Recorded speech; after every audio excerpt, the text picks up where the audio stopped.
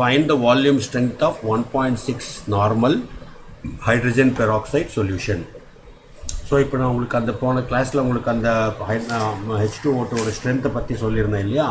So அந்த இது நீங்கள் என்ன ஞாபகம் வச்சுக்கணும், you should remember that when we say there are two types of strength, ஒன்று வந்து percentage strength, இன்னொன்று வந்து volume strength.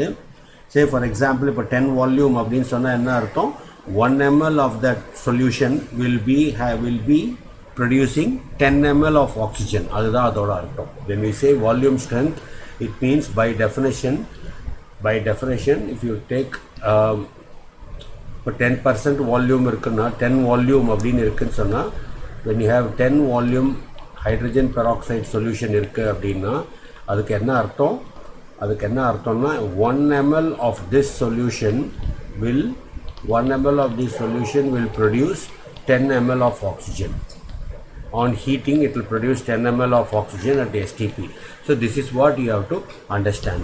That's what is the meaning of this volume solution. Okay, so இப்போ நம்ம இதை வச்சுட்டு தான் we have to do our problems.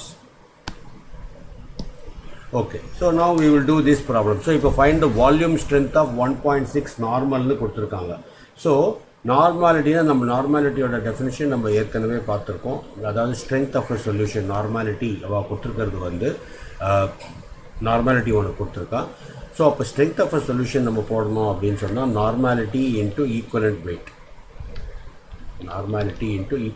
ஏன்னா நார்மாலிட்டியோட டெஃபினிஷன் வந்து நார்மாலிட்டி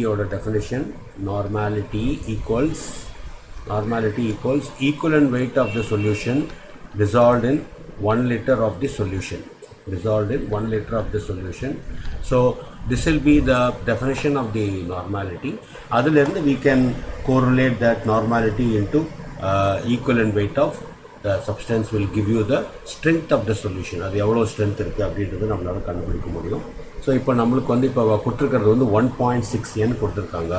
ஸோ நம்மளுக்கு வந்து therefore strength of 1.6 N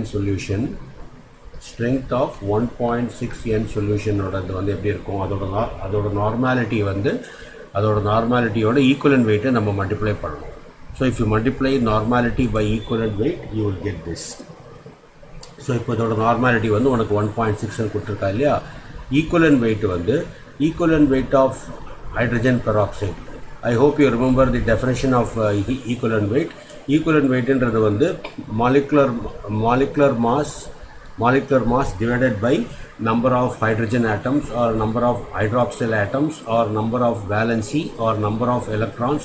இந்த மாதிரி ஒரு 5-6 definition நம்மளுக்கு இருக்குது. ஸோ equivalent weight of வந்து 17 grams உனக்கு வரும். அது that will be 17 grams per liter வரும்.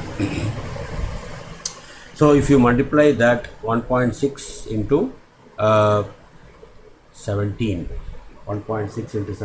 so that will give you 1.6 into 17 equals 27.2. So you will have 27.2 will be the strength of this solution.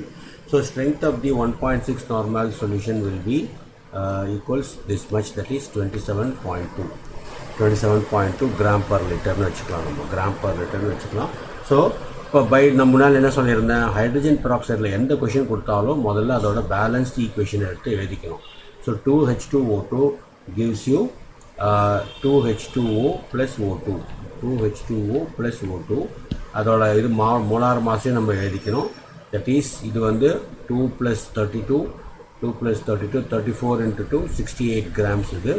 இது எவ்வளோ வரும், 2 into 18 36 கிராம் வரும்.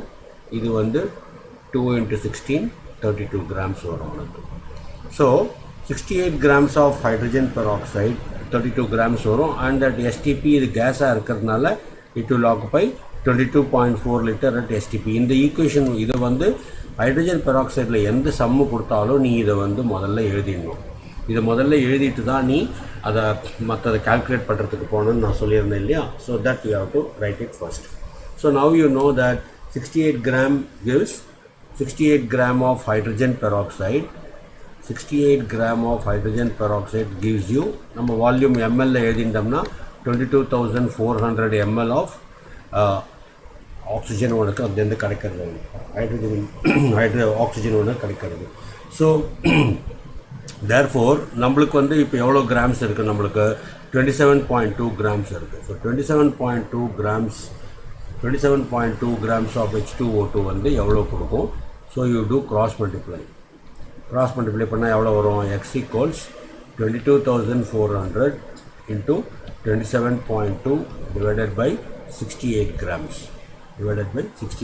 So if you multiply this, it will be 22,400 multiplied by 27.2 equals இவ்வளோ வருது.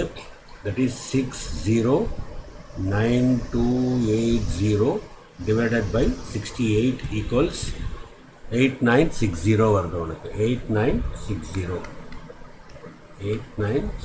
வருது உனக்கு.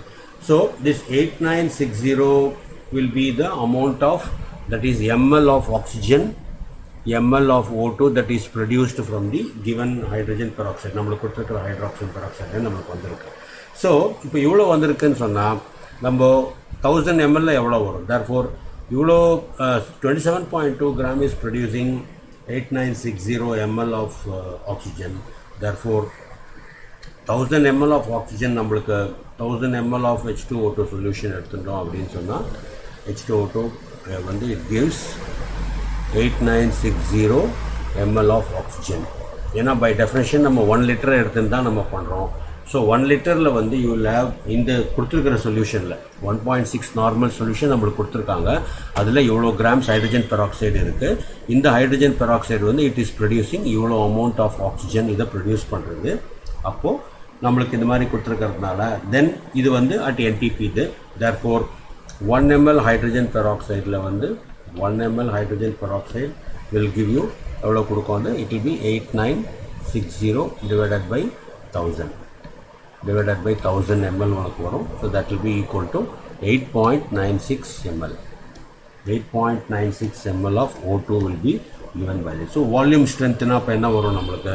Therefore 1.6 normal hydrogen peroxide solution வந்து நம்மளுக்கு எவ்வளோ ஆக்சிஜனை ப்ரொடியூஸ் பண்ணுறது, 8.96 ப்ரொடியூஸ் பண்ணுறது இல்லையா. So 8.96 volume. ஏன்னா டெஃபினேஷன் என்ன சொல்கிறது, வால்யூம் ஸ்ட்ரென்த்னா என்ன, ஒரு ml ஆஃப் H2O2 எவ்வளோ ஆக்சிஜனை ப்ரொடியூஸ் பண்ணுறதோ அதுதான் வால்யூம் ஸ்ட்ரென்த்து. நம்ம இப்போ இந்த 1 ml ஆஃப் ஹைட்ரஜன் பெராக்சைடு எவ்வளோ ப்ரொடியூஸ் பண்ணுறதுன்றதை இங்கே பார்த்துருக்கோம். அதுதான் இதோடைய வால்யூம் ஸ்ட்ரென்த்து. Okay, so